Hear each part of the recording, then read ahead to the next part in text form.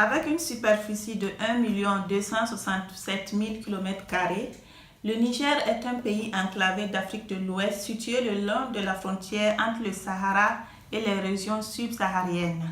Il est classé 187e sur 188 pays en 2015 selon l'indice de développement humain à cause notamment de la faiblesse du niveau d'instruction de sa population et du faible niveau d'accès aux services de santé. En effet, la situation sanitaire est préoccupante.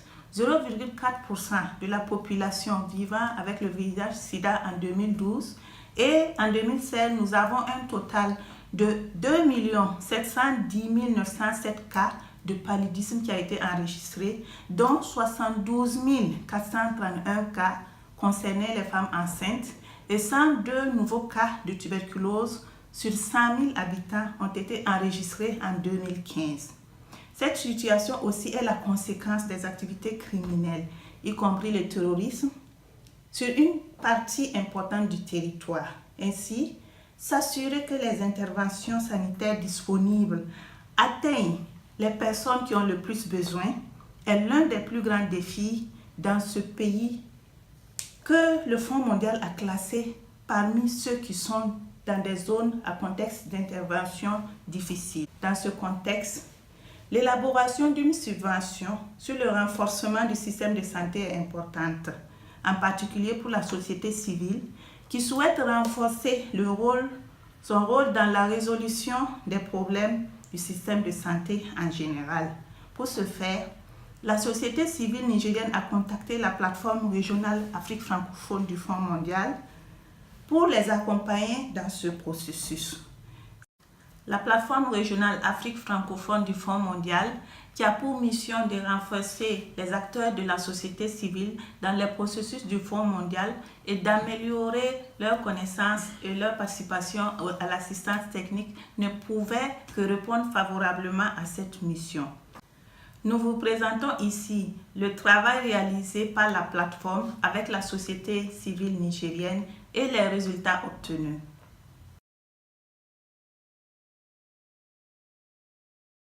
Bonjour, je m'appelle Kassoum Ibrahim, je suis le président de l'association des jeunes juristes du Niger. Je voulais intervenir sur l'appui que nous a apporté le RAM du Burkina Faso en décembre 2017 lors de l'élaboration des notes conceptuelles VIH-Sida, tuberculose et paludisme.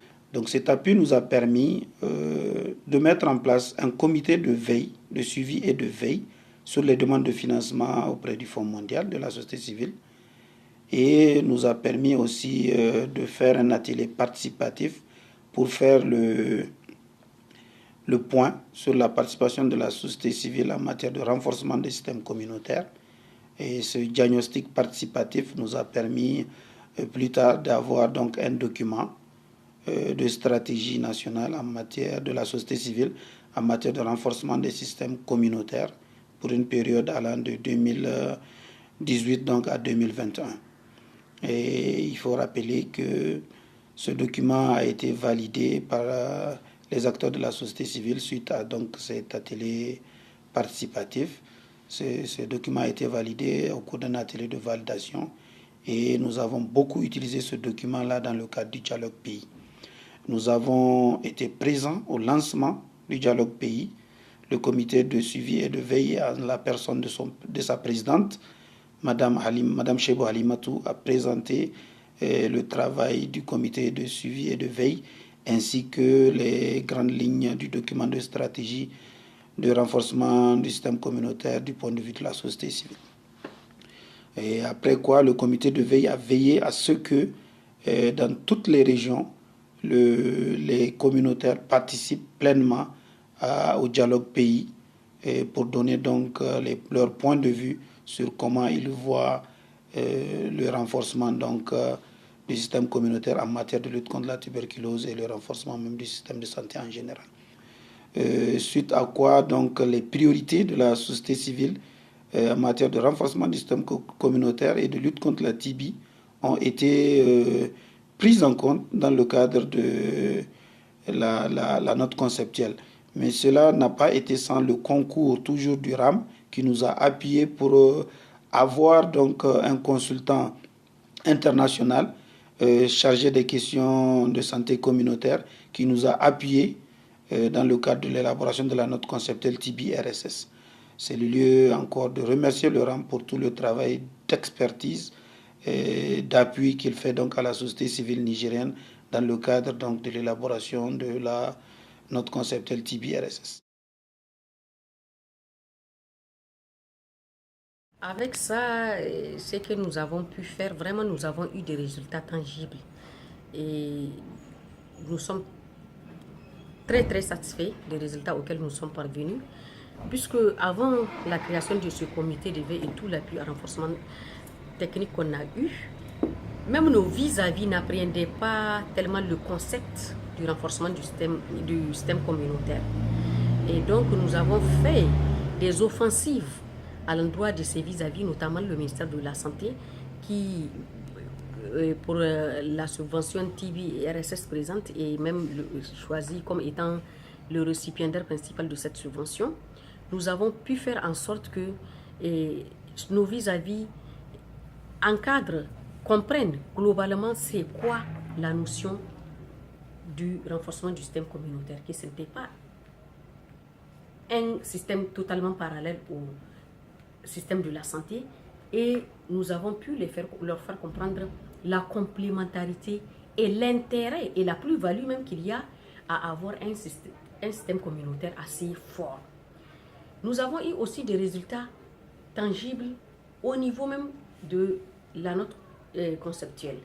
C'est notamment, je peux citer les principaux résultats qu'on a pu faire en sorte qu'ils soient pris en compte dans la note conceptuelle par toutes les parties prenantes et qu'ils soient acceptés par le Fonds mondial. C'est le renforcement de la veille communautaire. Parce que OCAS a fait certes un travail concluant, mais il fallait un peu passer à l'échelle. Donc, OCAS prenait en compte 30 sites. Nous avons pu faire en sorte que au niveau donc, de la subvention, on complète à 70, ce qui a amené à 100. Il y a aussi la prise en charge du cadre de concertation de la veille communautaire, notamment la prise en charge de 2 réunions au cours de l'année pour que l'ensemble des acteurs du district au niveau central se regroupent en un seul endroit pour discuter de la santé communautaire, pour discuter des préoccupations des communautés, pour discuter de la veille communautaire et pour pouvoir préparer solidement les réunions du Comité national technique de la santé. Donc nos 2 réunions de concertation sont axées en prélude à la tenue de ces réunions du Comité national technique de santé.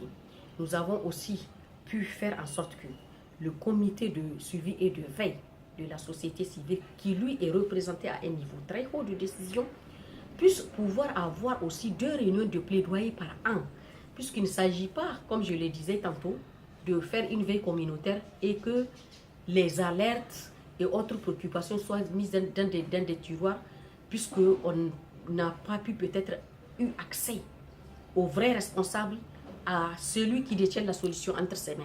Donc, le plaidoyer qui sera fait par le comité de suivi et de veille a été pris en compte dans la note conceptuelle.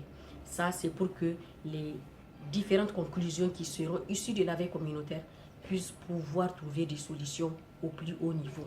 Puisqu'on sait que peut-être un représentant de OCAS ne peut pas facilement pouvoir rencontrer le ministre de la Santé, il ne peut pas pouvoir rencontrer le secrétaire général de la Santé, ni même le coordinateur des subventions du Fonds mondial au niveau du ministère de la Santé, encore moins le PM ou son directeur de cabinet, mais le comité de veille a des leaders qui sont capables de faire ce genre de rencontres, de faire ce genre de plaidoyer au niveau de ce genre de personnalité et de pouvoir solutionner beaucoup de choses.